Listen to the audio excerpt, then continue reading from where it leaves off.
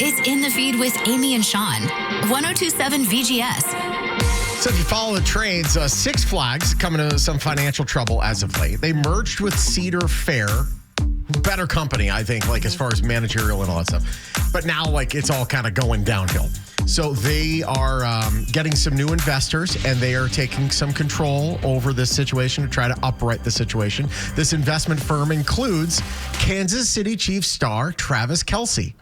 Travis Kelce, now a part owner of Six Flags. That's crazy. Says, I'm a lifelong Six Flags fan. I grew up going to these parks with my family and friends. The chance to help Six Flags make Six Flags special for the next generation is one I couldn't pass up. That's awesome. I love that. Remember the old guy in the Six Flags commercials? Yeah. He can be the old guy. Yeah, that's awesome. That'd actually be a pretty funny thing. Also, some Six Flags places, like they do the fake Taylor Swift.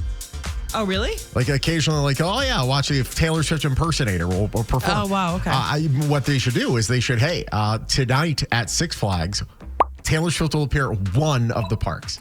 Yeah. You will sell the whole place out. Right. Everywhere. Yep. That would be massive. Kennebunk, Maine we go, where police are looking for a man who took $7,000. Young guy sold a vehicle and then placed the money on his roof of his car. He then drove off without realizing he didn't have the cash on him. The money blew into the street before another man stopped and started picking it up. The victim's father confronted the man, but he ignored him and drove off with the cash. Police say it's not finders keepers here because of the amount. I don't think that either. I feel like if you're picking it up and somebody comes back and it says, oh my gosh, that's mine, I'm sorry, or thank you, give them some for picking it up, but also you just hand it back. Like, what a terrible human. Yeah. Although, like, that's the move then. If you ever see someone picking up cash, be like, actually, that's mine. Prove it. I don't know. Whatever the case, we'll discuss Buckety. And by the way, they got away. No one knows where they are. Wow. HBO Max increasing prices for all subscription plans. The basic plan with ads is going up by $1 a month to $10.99 a month. Mm-hmm. And all the value they'll give you, though. So much value. Once again. So much value, guys. Why aren't you? There's a lot of value. The only subscription I have is YouTube Premium. And it's the music and it's ad-free YouTube.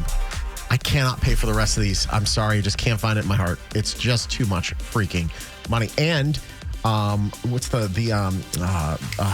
piracy through the roof right now, because the old people, they'll rent, quote unquote, a movie for like $20, or they'll buy it, quote unquote, for $30, but it's a digital copy.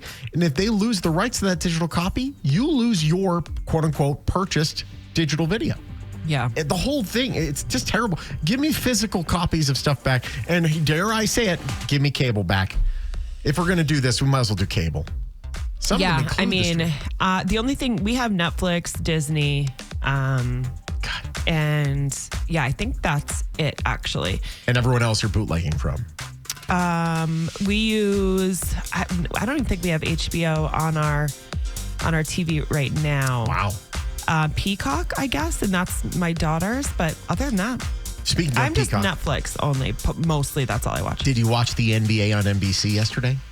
Oh, they did such a great job. All the old school vibes of 1990s NBA. Yeah. Oh, they did it right. It looked great. Really, really, really good. 1986 Fleer Michael Jordan autographed rookie card fetched a record price of $2.7 million. Wow. In a private sale. The mint condition card broke the previous record for the most expensive Michael Jordan rookie card ever. And your mom threw out yours. And how angry are you at mom? Man, Patrick has a whole big, huge binder of his, because I think I've said it on the air before. One of his best friends from California went through all of his cards and actually made some serious money on a lot of his cards that he had. Yeah, but it takes it's a whole process. You've got to mail it to New York. And it's a lot. The whole thing. I'm just surprised that we came back to the cards, because the cards at one point were like, an afterthought. And now they're super popular again. $5,000 worth of Halloween candy recently stolen from the front porch of a Nevis, Minnesota home. Mike Wade had the bulk candy delivery dropped at his door. 100 pounds of candy. He orders a whole bunch so he can give out 5 handfuls to each child on Halloween. I love it. And that's what I intend to do, although they yell at me, when we do our Halloween trunk or treat over there at the crossing there in the Southwest. We'll be there Thursday, not this, but next Thursday. And video showing a lion jumping out of a transport truck in South Africa. The lion made a flying leap through a hatch to temporary freedom, found under a tree. It was recaptured. The owner confirmed the big cat arrived safely at its intended destination, which is not where it belongs. I guarantee you. Nashville, Tennessee woman recently arrested for pepper spraying Waffle House employees during an argument.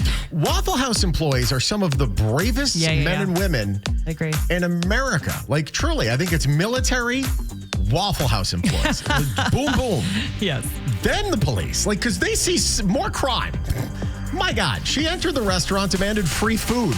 Employees refused, as they should.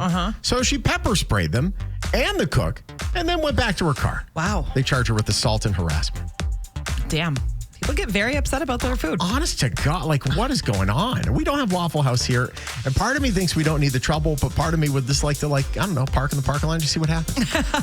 Yeah, as people watch. Wow. A Titanic-themed boutique hotel is coming to, okay, I'll give you 20 guesses as to where they're going to build a Titanic-themed hotel. Where? Of course, it's Columbus, Ohio. Why? Of course. Is it zero reason? Why would a ship be in Columbus, Ohio? So dumb. It's called The Unsinkable.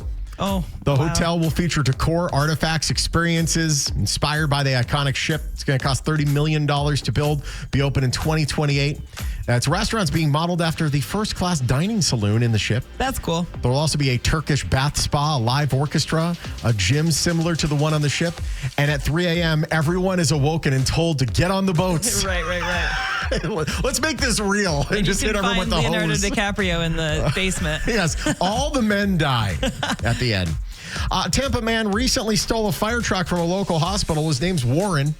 He drove it into a Lexus. He was then taken into custody in charge of grand theft auto and hit and run, and never told anyone why he stole a fire truck, because it's awesome. Wow. You ever, when you were a kid, you ever allowed to go in the firehouse and take a tour? And that, honestly, I think is a rite of passage. I got to do that with the boys. They've seen like the touch a truck stuff, but I have to bring them to the firehouse. Yeah, for sure. I remember Roman was, I want to say 3 or 4, and a friend of ours is a firefighter, and they had the truck come to our house. Oh, no cool. way. Yeah, it was That's very, cool. very cool. And when Roman was little, he couldn't really say truck, but he could definitely get close. he replaced the T with an F. I bet he did. Yeah, he did. Yes, he did. Oh, my goodness. The family of Joseph Espinoza is suing Forest Lawn Cemetery in L.A. because they were presented with the wrong body during his memorial service. There was confusion and chaos during the service. Yeah, don't say. The family had to wait for over an hour while the funeral home searched and found his body. Wow. His uncle suffered a heart attack due to the stress of the situation. Do you charge after that? No way. I feel like you comp it. I feel like that one's on the house. Mm-hmm. Yeah, you can't charge. That's crazy. That is unbelievable. Yep. That reminds me of the place here in town. They were supposed to do the embalming, or they're supposed to. They're so behind. Yeah, they were so behind. Like 9 months. There were bodies back there for 9 months. Oh, let me see here. E. Edwards. Espinoza. We got the wrong one. Pull them out. Golly. Goodness gracious. An Alabama jeweler recently spent $2 million to embed a 2-carat diamond into his prosthetic eye. Slater Jones lost vision in his right eye due to an infection at 17 years old. He had to have it removed. He's now known as Diamond Eye.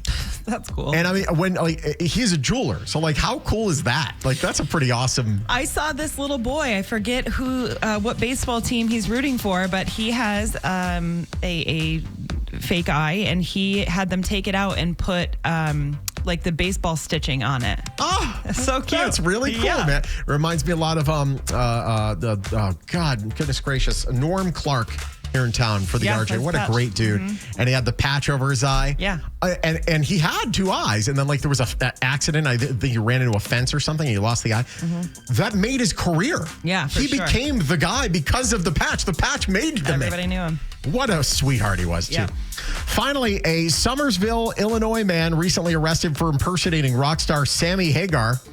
Ronnie Putnam fooled fans by wearing a bandana and singing an a cappella version of his 1984 hit, I Can't Drive 55.